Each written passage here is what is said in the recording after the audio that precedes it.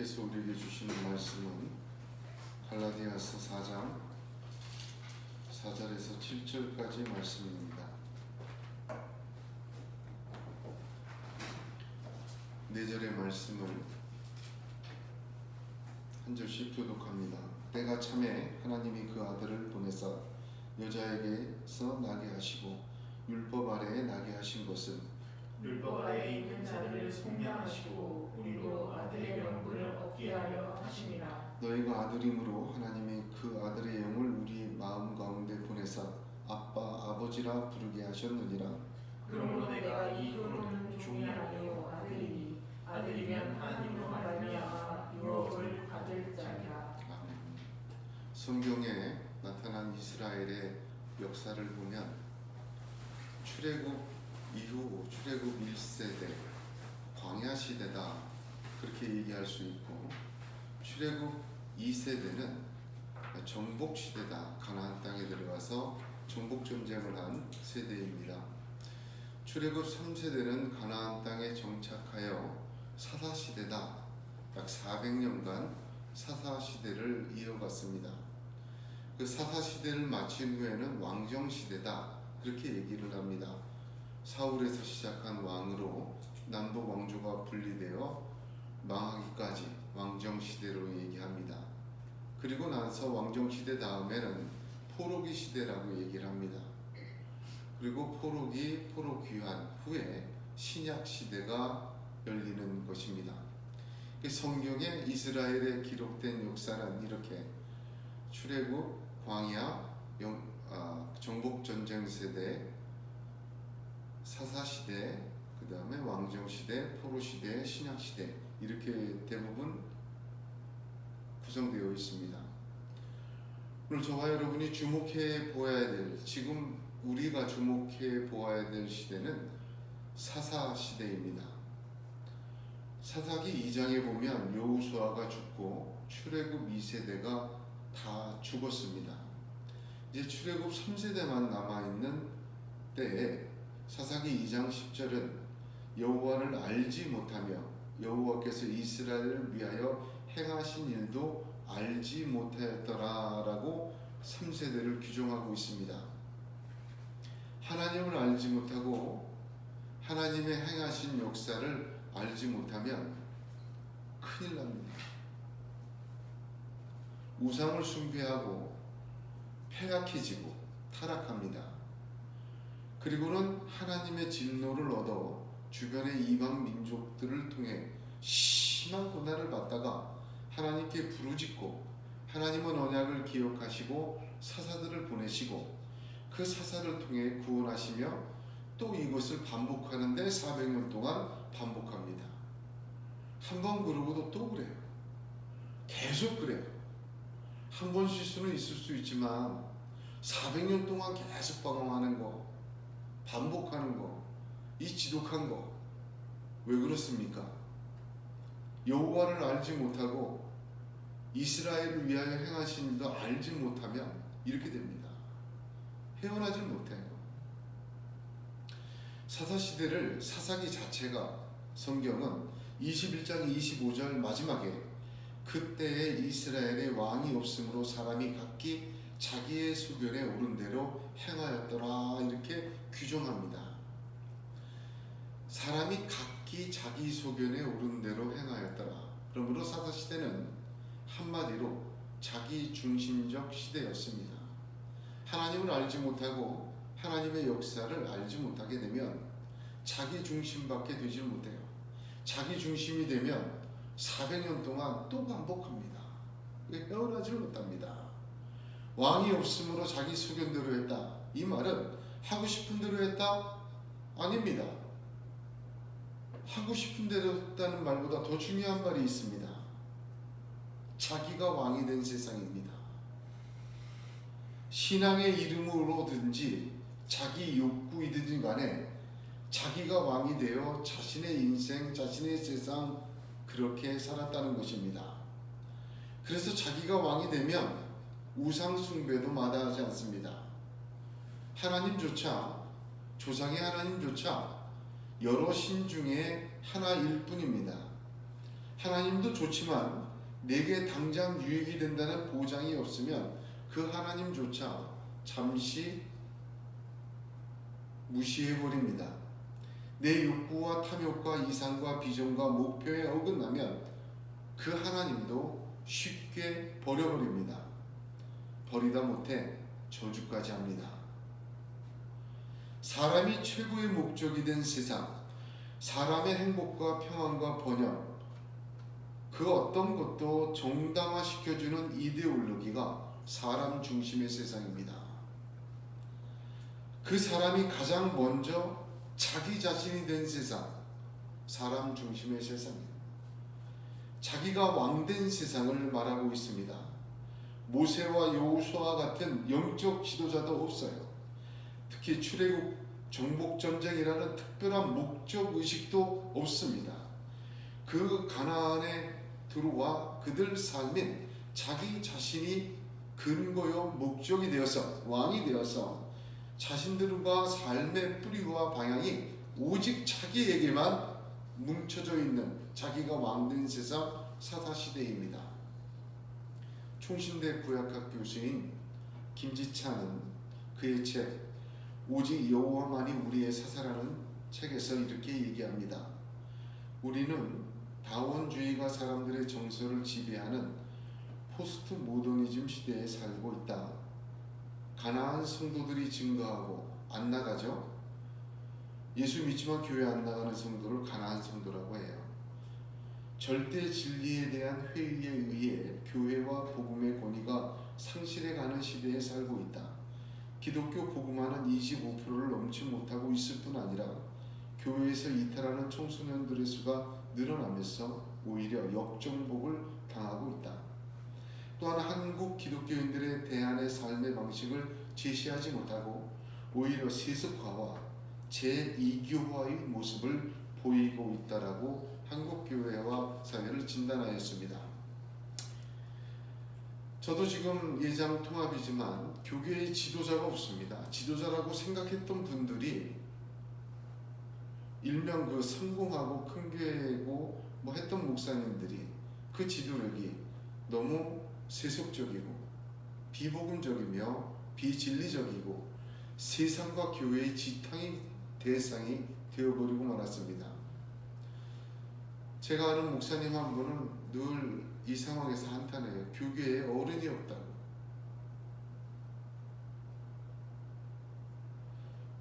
어쩌면 드러나는 야심과 세상적 번영신학과 성공 방식이 추악의 민낯맛을 드러내지 정말 모세와 여호수아 같은 지도자가 없어요.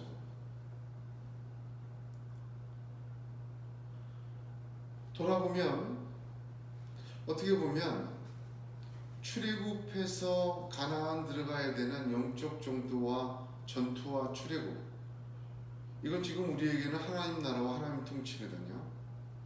거기에 대한 목적의식도 상실한 것 같아요.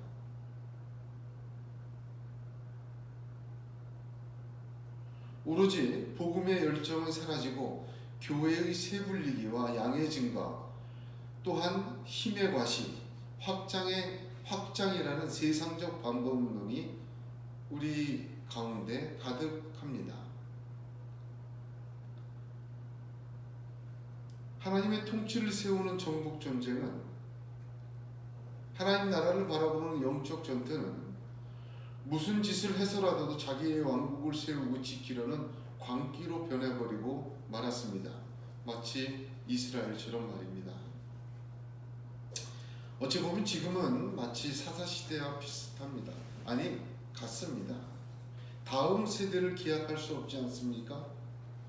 당연히 예수 그리스도가 우리의 왕이신데 그분이 교회의 머리시며 정사와 권세를 주신 분이신데, 그러나 교회조차 사람이 왕이 되어 있습니다. 자기 자신이 왕된 시기입니다. 아니, 그렇게 가르쳤어요. 하나님 나라와 그의 뜻이 이루어지는 것이 목적이 되지 못하고 자기의 나라와 자기의 뜻이 이루어지리다 되뇌입니다. 그러니 자기 소견에 좋은 대로 할 수밖에 없어요. 그 세상의 나라와 세상의 힘과 번영을 쥐려고 하니 우상도 필요하면 용납하고 가능하면 세상과 벗되어 세상의 것들을 이용하여 자기의 탐욕을 세우려고 합니다. 가능한 모든 것을 하게 됩니다. 하나님의 말씀과 뜻은 그의 역사와 은혜는 박물관에 모셔놓고 때때로 신을 달래듯이 제사와 협상을 합니다. 그러니 순종은 거래로, 기도는 협박으로, 예배는 쇼로 변해버리게 많은 것입니다. 성경의 이 사사시대를 끝낸 사람은 사무엘입니다. 그는 마지막 사사였어요. 그가 사울왕을 세우지 않습니까? 그러니까 사무엘은 자기가 왕된 세상을 끝내고 하나님 나라의 모형으로서 하나님이 왕 대신 왕정시대를 연 인물이 사무엘입니다. 하나님 사무엘을 통해서 그렇게 역사의 큰 줄기를 바꾸어 놓으셨는데 그 사무엘상을 보면 사무엘의 이야기보다는 사무엘을 낳은 한많은 여인 한나의 이야기가 제일 먼저 기록이 되어 있습니다.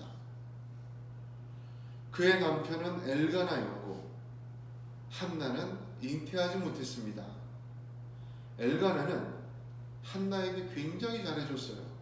애 못 낳는다고 박대하지 않았습니다. 그러나 둘째 부인 분인나를 얻어서 자식을 낳았는데 이게 문제가 생겼어요. 분인나가 그때부터 한나를 격동시킵니다. 아주 정말 살 수 없을 만큼 모욕을 줍니다. 그러나 남편 엘가나는 이 한나를 계속 사랑하고 내가 당신에게 열아들보다 낫지 않냐 위로하지만 한나에겐 위로가 되진 않았어요. 한나는 교회 성전에 올라가서 하나님 앞에서 울고 먹지 않았다고 하고 성전에서 기도하고 통곡하였지만 울부짖지는 않았습니다. 엘리 제사장이 어떤 여인이 막 이러고 있으니까 밖에서 보니까 소리는 안 지르는데 입술만 막 움직이고 있는 거예요. 근데 모습이 막 흔들려요. 엘리 제사장은 영적으로 둔감한 제사장입니다. 그 제사장이 한나를 가서 툭 칩니다. 왜 여기서 이러고 있어? 언제까지 술에 취해 있을래 이 대낮인데. 나가면 포도주를 좀 끊어라. 술 취해서 주정하는 여인으로 본 거예요. 한나가 그 엘리 제사장에게 대답합니다. 다만 여호와께 내 심정을 통한 것뿐이오니 당신의 여종을 악한 여자로 보지 말라. 지금까지 말한 것은 나의 원통함과 격분됨이 많기 때문이다. 그러고는 내려가서 이 한많은 여인은 사무엘을 임신해서 사무엘을 낳습니다.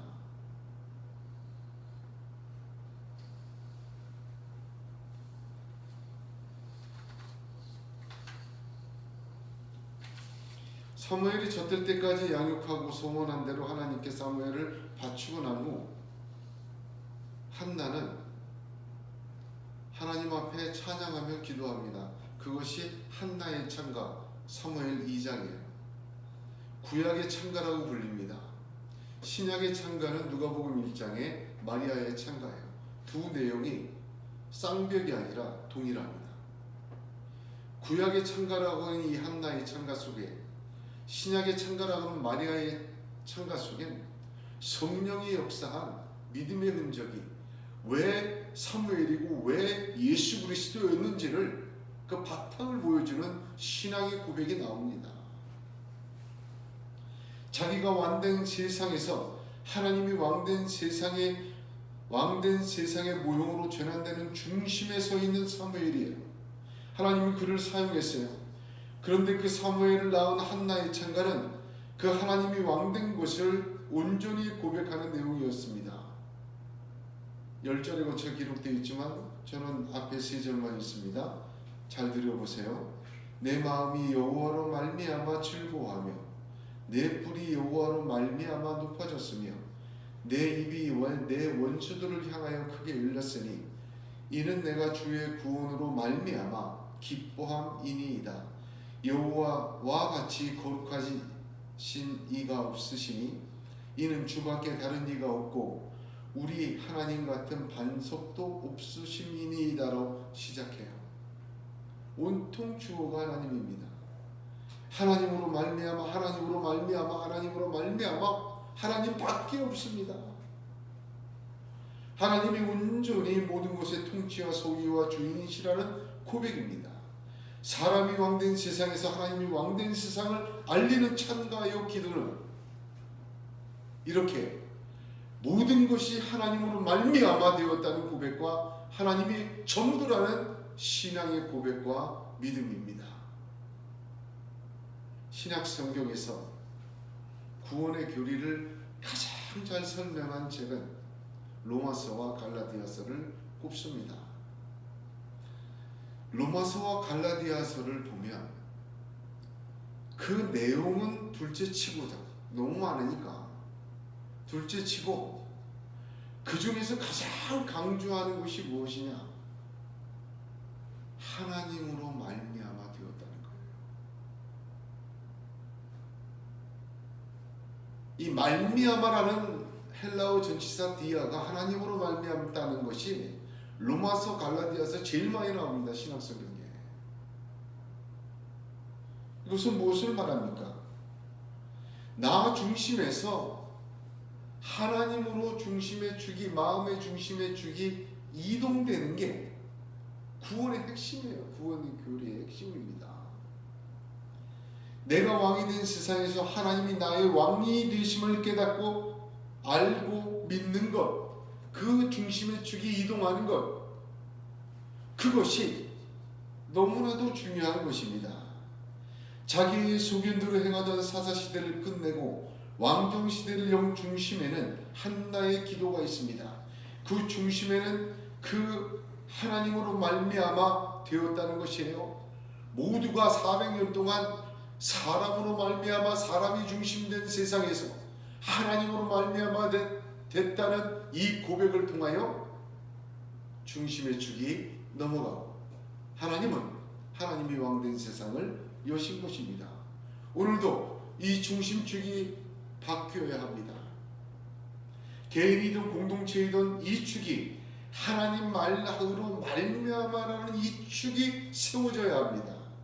하나님께서 주인 되시고 하나님으로 된 것을 바로 알고 하나님이 하신 역사를 잊지 않고 모든 것이 하나님으로부터 된 것임을 고백하는 믿음이 반드시 새 시대를 열 것입니다. 내 인생의 새로운 날도 이 믿음에서 시작하는 거예요.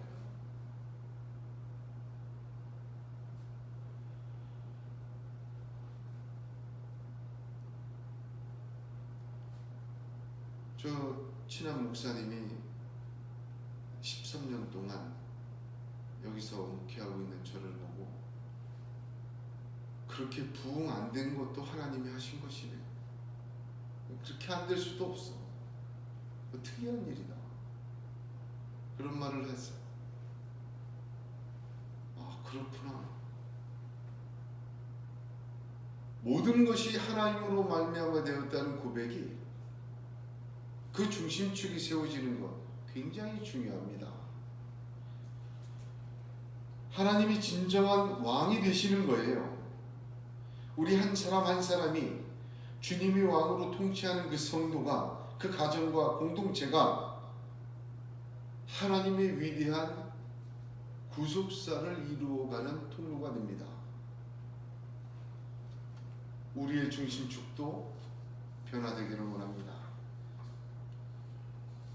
오늘 읽은 본문은 한마디로 얘기하면 선언입니다.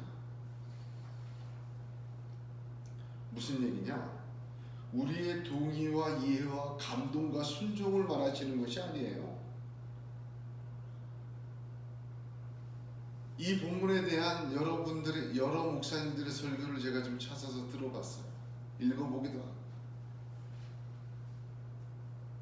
본문 자체가 어떤 이해와 감동과 그걸 주시는 말씀이 아닌데도 불구하고 감동을 많이 찾는 걸 보게 됩니다.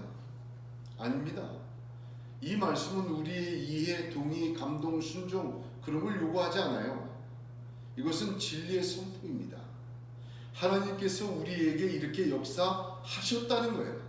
하나님께서 우리에게 이렇게 역사하신 것을 보여주시는 거예요.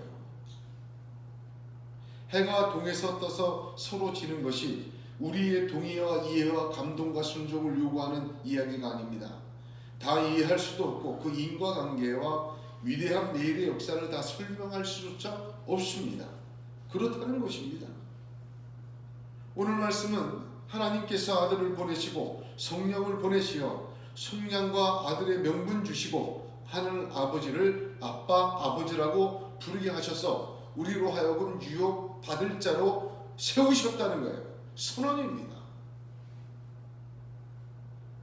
이것을 이해시키려는 것이 아니에요. 이것을 동의를 구하는 것도 아닙니다. 이러니 감동과 순종을 요구하는 것도 아닙니다. 사실 너무 크게 다가오고, 저는 이거 본문 갖고 고민 한 주 동안 많이 기도했어요. 내가 하늘나라 유업을 얻을 자가 됐는데 느껴지질 않아요. 그것이 내 삶의 뭐? So what? 지금 이 상황 속에서 어떤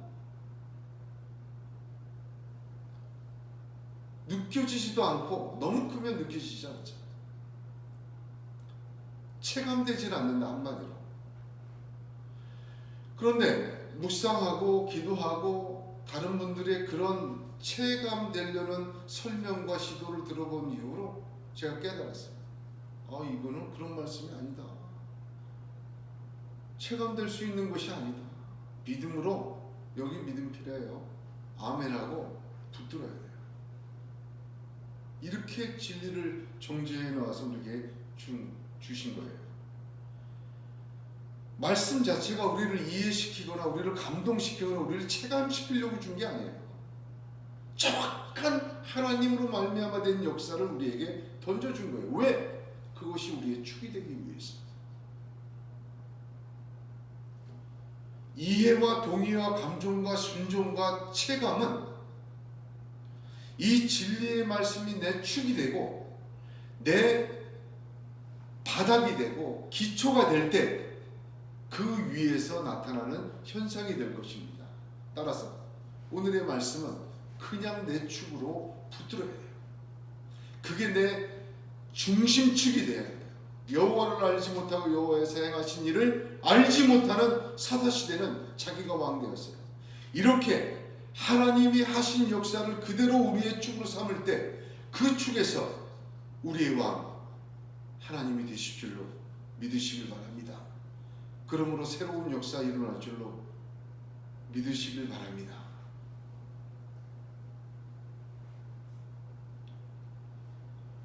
그러면 그 축으로 세워져야 될 그 첫 번째 가장 중요한 기둥은 7절 말씀에 내가 이후로는 종이 아니요 아들이니 아들이면 하나님으로 말미암아 유업을 받을 자다. 하나님으로 말미암았다는 것이 진리의 기둥이에요. 기둥을 세워야 지붕을 얻지. 그죠? 기둥 안 세워놓고 무슨 감동을 원하고 이해를 원하고 완성을 원해요. 완성돼야 감탄하는 거지. 지붕도 안 세워지고 기둥도 없는 황무지를 보고 감동할 수 있고 체감할 수 있고 놀랄 수 있어요? 하나님으로 말미암았다는 것이 우리에게 기둥으로 세워지시길 주의 이름으로 축복합니다.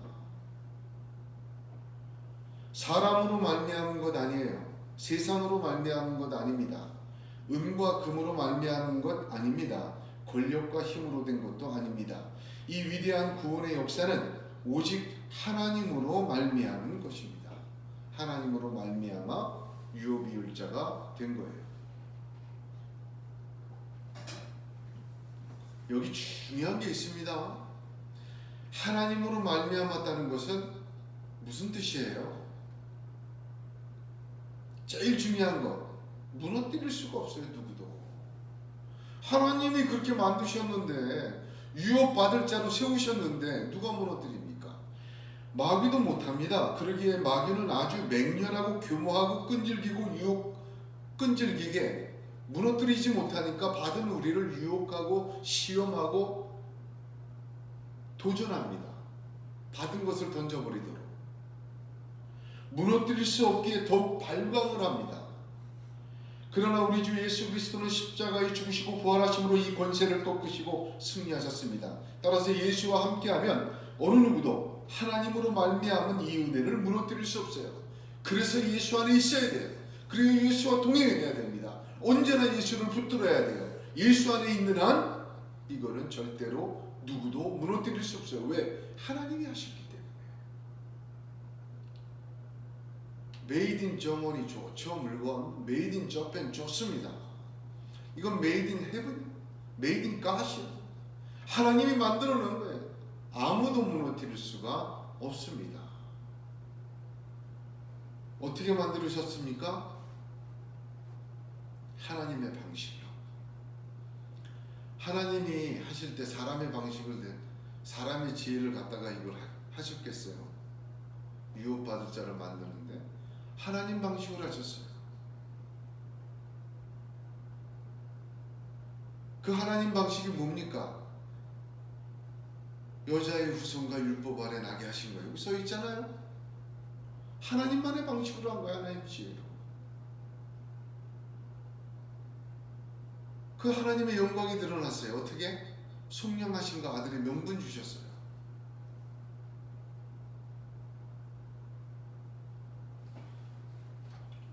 하나님의 방식과 하나님의 역사로 나타났습니다.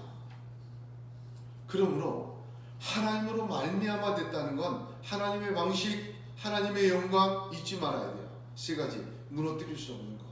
불변하다. 하나님으로 말미암았다는 것은 하나님의 방법이 있어요. 하나님으로 말미암았다는 하나님의 영광이 드러나요. 이게 중요한 얘기입니다.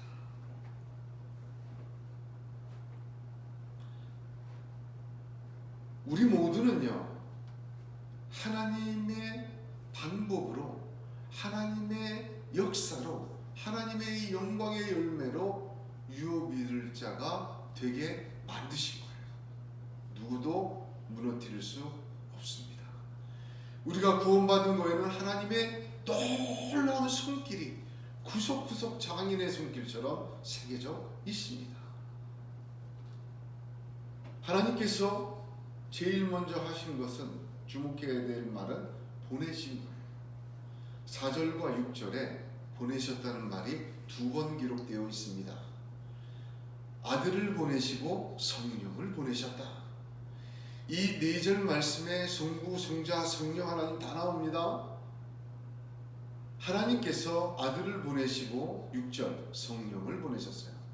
아들을 보내셔서 어떻게 하셨어요? 속량하시고 아들의 명분 주셨어요.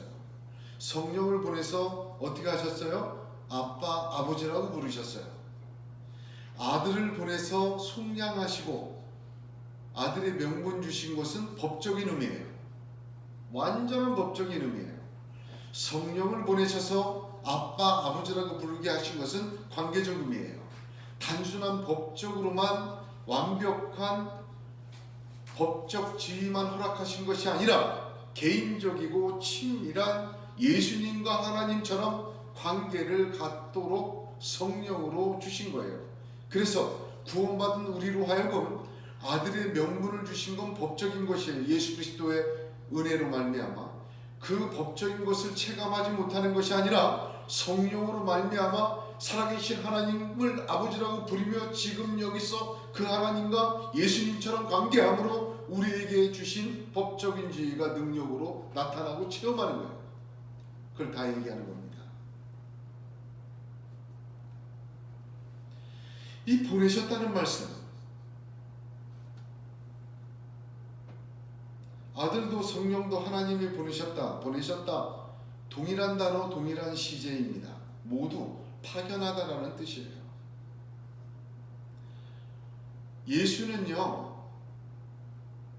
동정녀 마리아에게 태어났는지 안 났는지 모르고 어느 날 요한에게 세례받고 애굽에서 공부 좀 하고 와서 갑자기 깨달아서 선지자가 된 자칭 구원자가 아니에요. 예수는 하나님이 파견한 구세주입니다. 예수는 본래 하나님과 창조 이전부터 같이 계신 분이에요. 그러니까 파견하셨죠. 파견하시는데 구름 타고 하늘에서 헐헐 날아 내려오신 것 아닙니다. 여자에게 나게 하시고 율법 아래 나게 하셨어요. 나게 하시다는 이 단어도 굉장히 특이한 단어 썼어요.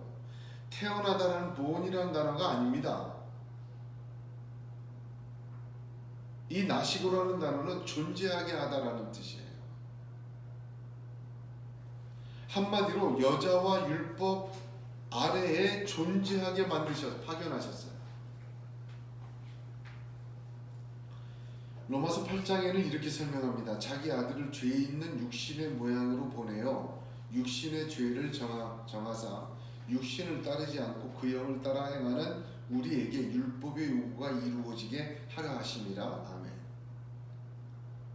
예수님 자신도 자신의 탄생에 대하여 빌라도의 법정에 대해서 이렇게 말씀하셨습니다. 빌라도가 가로되 그러면 내가 왕이 아니냐? 예수께서 대답하시되 네 말과 같이 내가 왕이니라. 내가 이를 위하여 났으며 이를 위하여 세상에 왔나니 곧 진리에 대하여 증거하려 함이로라. 무릇 진리에 속한 자는 내 소리를 듣느니라 하셨습니다. 우리 주님은 모든 인간 아담과 하와를 제외하고 모든 인간처럼 여인을 통해 존재하시고 그러므로 율법 아래 존재하셨습니다. 이렇게 예수를 보내셔서 하나님이 파견하셔서 이루신 역사 두 가지가 속량과 아들의 명분이에요. 이 4절 짧은데 정말 로마서가 다 들어가 있습니다. 속량이라는 말은 종을 값주고 사서 자인으로 해방한다는 법적인 용어예요. 값을 치르고 노예를 해방시켜주는 거예요. 자유인으로. 그러므로 예수 그리스도의 십자가로 이루신 첫 역사는 속량이에요. 죄의 종에서 속량하신 것이에요. 율법에서 속량하신 겁니다. 세상의 초등학문에서 속량하신 거예요. 죄와 율법과 사망과 죄, 세상의 초등학문에서 풀어놓으셨어요. 값을 주고 행하신 역사입니다. 값을 치르시기 정당하게. 그런데 속량으로 끝난 게 아니에요. 주님의 십자가는, 주님의 역사는. 늘 얘기하지만 예수님의 십자가는 단지 해방과 자유의 몸으로 만들어주시고 이제는 네 멋대로 네가 왕이 되어 네가 주인 되어 네 힘으로 살아보라는 뜻이 아니에요. 예수님의 십자가의 두 번째는 아들의 명분이에요. 내 꿈을 펼쳐라는 게 아닙니다. 하나님 아들이 되게 만들어 주셨어요. 새 창조가 있어요. 그 부활의 의미입니다. 베드로전서 2장 24절에 친히 나무에 달려 그 몸으로 우리 죄를 담당하셨으니 이는 우리로 죄에 대하여 죽고 의에 대하여 살게 하려 하심이라 했어요. 주님의 십자가는 속량뿐 아니라 새로운 창조의 시작이며 하나님은 노예를 풀어 자기 아들의 명분을 주시지 아들로 살도록 길을 열어놓으신 거예요. 아들의 명분이라고 할 때 헬라어를 보면 휘오데시안인데 이것은 유대인이나 성경적인 단어가 절대로 아닙니다. 철저히 헬라적 단어예요. 당시 로마 헬라인들은 노예를 많이 썼었습니다. 그런데 그 노예들 중에 자기 후손이 없는 경우 그 노예들 중에 정말 똑똑한 충성스러운 노예를 해방시켜줬어요. 그리고 자기 아들로 삼았어요. 상속자로 삼아서 가업을 있게 해줬어요. 십계라는 영화 보면 다 나오지 않습니까? 그게 휘오데시안, 양자산다라는 단어예요. 로마 그리스적 단어라 이렇게 얘기를 합니다. 하나님께서는 아들의 명분, 법적으로 완벽한 권리와 특권을 우리에게 주셨다. 그 얘기를 쓰고 싶은 거예요. 근데 이 휘오데시안의 두 번째 의미, 양자됨의 두 번째 의미가 굉장히 중요합니다. 하나님 언약의 백성이 되었다는 뜻이에요. 우리 구약을 보면 십계명을 통해서 이스라엘 백성만 하나님의 백성이요 아브라함의 언약을 이은 백성이잖아요. 그런데 하나님이 직접 양자를 삼았다는 것은 이제 내가 그 언약과 약속의 백성이 되었다는 뜻이에요. 이게 두 번째 의미인데 굉장히 중요합니다. 출애굽기 4장 22절에 너는 바로에게 이르기를 여호와의 말씀에 이스라엘은 내 아들 내 장자라. 이때부터 아들됨에 대해서 얘기하신 거예요. 바울은 로마서 9장 4절에 그들은 이스라엘 사람이라 그들에게는 양자됨과 이렇게 얘기를 해요. 똑같은 휘오데시아니라는 단어예요. 아들의 명분. 즉 이 단어 아들의 명분은 양자됨과 같은 단어인데 아들의 명분의 두 번째 의미는 이스라엘 백성의 지위, 그들에게 약속된 성경의 모든 언약, 축복, 은혜를 받는 당연한 자격을 의미합니다. 그러므로 로마서 4장에서 저에게 아브라함에 대하여 저에게 의로 여기셨다 기록된 것은 아브라함만 위한 것이 아니요 의로 여기심을 받은 우리도 위함이니 곧 예수 우리 주를 죽은 자 가운데서 살리신 이를 믿는 자니라. 할렐루야. 이제부터 예수 믿으면 성경의 창세기부터 말라기까지 아니 요한계시록까지 모든 하나님의 지혜와 언약과 약속과 말씀과 가르침이 남의 거 아니에요. 내게 되는 거예요. 그 속에 들어가는 거예요.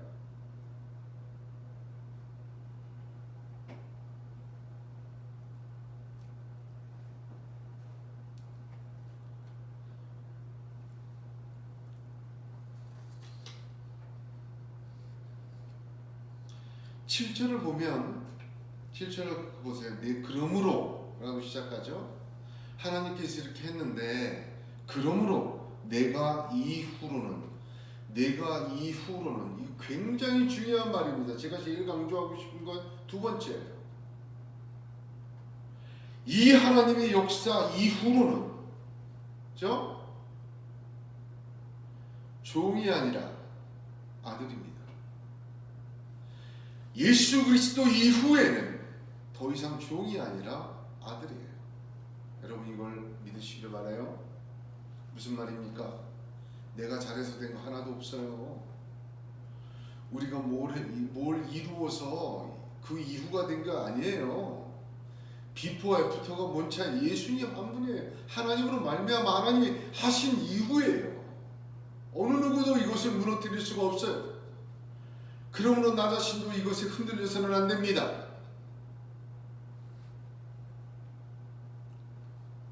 하나님으로 말미암아 하나님의 역사로 우리는 아들 되었어요. 이후로 하나님의 역사로 상속자가 되었어요. 이젠 종이 아니에요. 그러므로 더 이상 세상 초등학문의 종로를 할 필요가 없어요. 하나님의 역사 이전까지는 그럴 수도 있어요. 그러나 이제 그 역사 이후에는 그럴 필요가 없습니다. 오직 하나님으로 말미암아 믿음으로 사시기 바랍니다. 세상의 이치와 철학과 가르침과 판단에 따라 종로로 철학하지 않아도 됩니다. 불안해하지 마세요. 내가 믿음으로 다 살다가 망하는 거 아니냐? 성경의 믿음으로 다 살다 망한 사람 없습니다. 성경의 말씀대로 살다가 이 험한 세상 어떻게 살 거냐? 그렇게 말씀대로 살다가 하나님의 놀라운 영광을 드러내게 됩니다.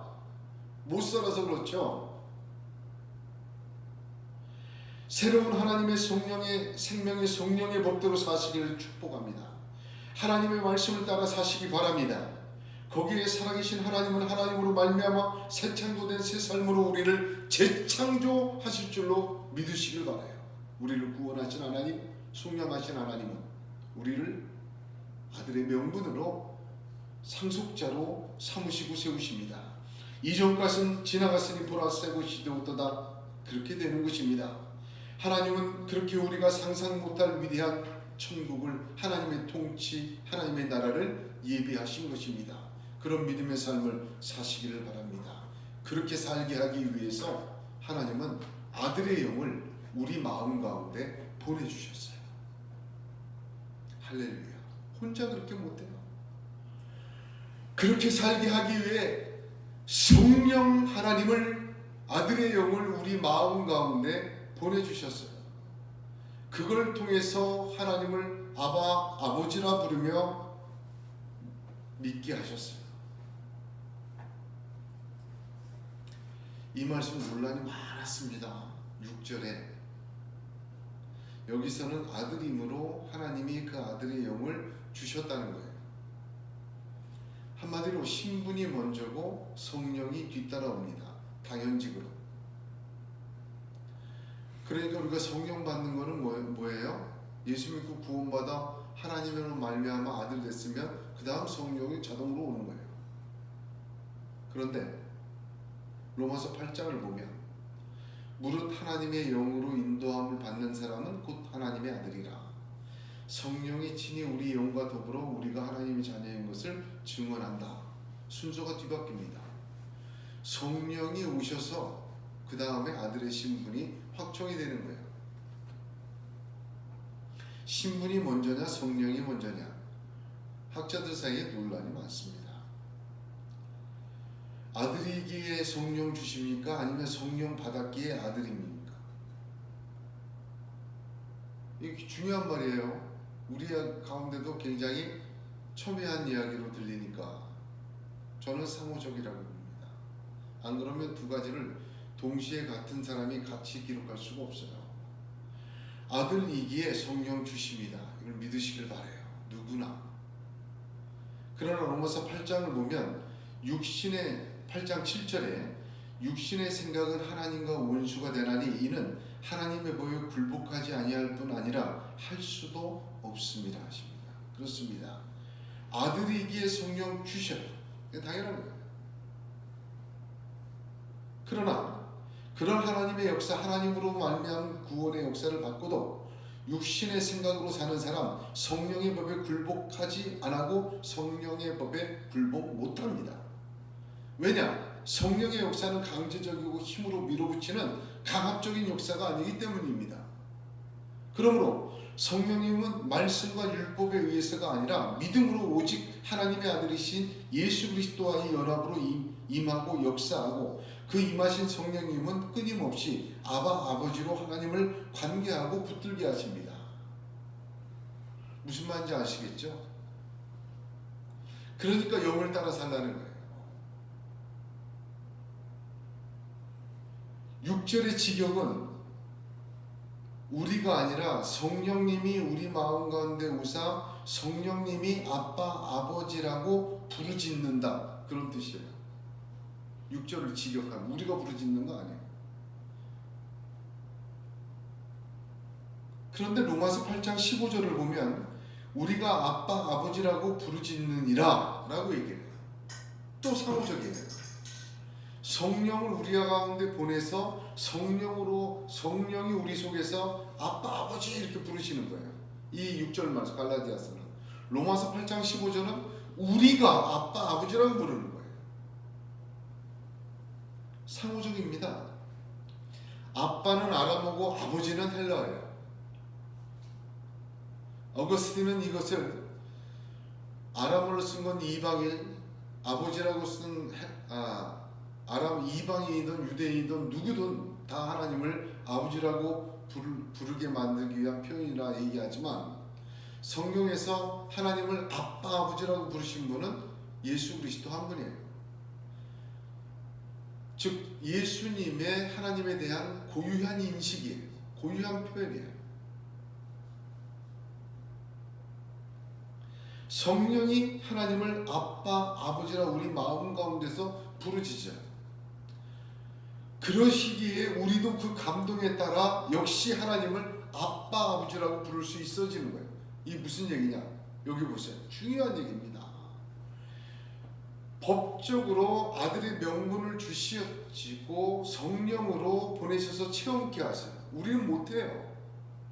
성령이 우리 마음 가운데 오셔서 아빠 아버지라고 부르짖으셨어요. 그걸 따라 우리도 아빠 아버지라고 부르는 거예요. 성령이 하시니까 따라하는 거예요. 무슨 말인지 알겠죠? 예수님만이 고유하게 하셨던 아빠 아버지라는 이 말을 우리가 어떻게 감히 하겠습니까? 또 그 아빠 아버지에 담긴 의미와 친밀감과 그 내용을 우리가 다 어떻게 알겠습니까? 내가 성령이 먼저 우리 속에서 부르짖어서 우리도 따라 부르짖게 되다가 성령의 깨닫게 하심으로 그걸 알게 되고 깨닫게 되고 아들의 명분이 무엇인지 하나님이 나와 어떤 주님과 관계하셨던 것처럼 나와도 관계하신다는 것을 계속 깨닫고 붙들고 체험하고 그죠? 하시는 거예요.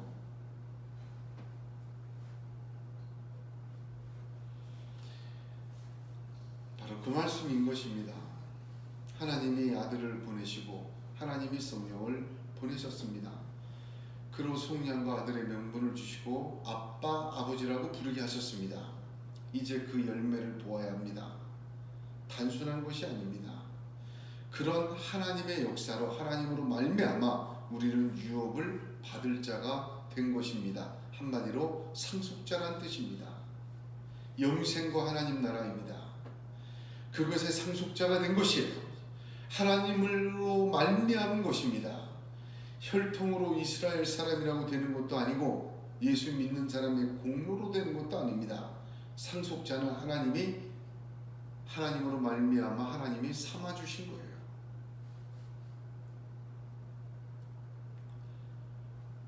내가 이후로는 그렇습니다. 하나님을 말미암은 이후로는 더 이상 종도 아니고 아들이고 상속자고 하나님으로 말미암아 하나님의 방식으로 하나님의 역사로 무너뜨릴 수 없는 하나님의 역사로 이렇게 이루어졌습니다. 우리는 모두 이 이후에 살고 있습니다. 예수 믿은 사람이요 구원받은 사람이요 이전의 옛사람이 아닙니다. 아직 이전의 모습이 있고 이전의 삶이 이전의 환경이 그대로 있음에도 불구하고 저와 여러분 하나님으로 말미암아 이후의 사람으로 사는 믿음의 역사가 있기를 바랍니다. 누구도 빼앗을 수 없는 이 하나님으로 말미암은 삶, 그 하나님이 나의 중심축이 되시기를 바랍니다. 하나님으로 말미암아 되었다는 찬양과 고백이 한나의 찬가처럼 마리아의 찬가처럼 저와 여러분의 가슴속에 터져 나오기를 원합니다. 그럴 때 사람의 왕에서 하나님이 왕으로, 내 왕에서 예수가 나의 왕으로 이 축이 이동하게 되는 것입니다. 거기에서 사사시대와 같은 혼돈은 끝납니다. 내가 왕된 중심축이 머물러 있는 상태에서 기도, 예배, 헌신 의미가 없어요. 말 안 하고 가만히 있으면 똑같아 보이지만 이거는 출발부터가 잘못된 겁니다. 하나님으로 말미암아 되었다는 하나님이 왕된 이 중심축이 세워진 예배, 기도, 헌신 같아 보이지만 전혀 다른 것입니다. 그 하나님으로 말미암았다는 기둥 속에서 하나님이 왕 되시는 하나님의 나라 열릴 줄로 믿습니다.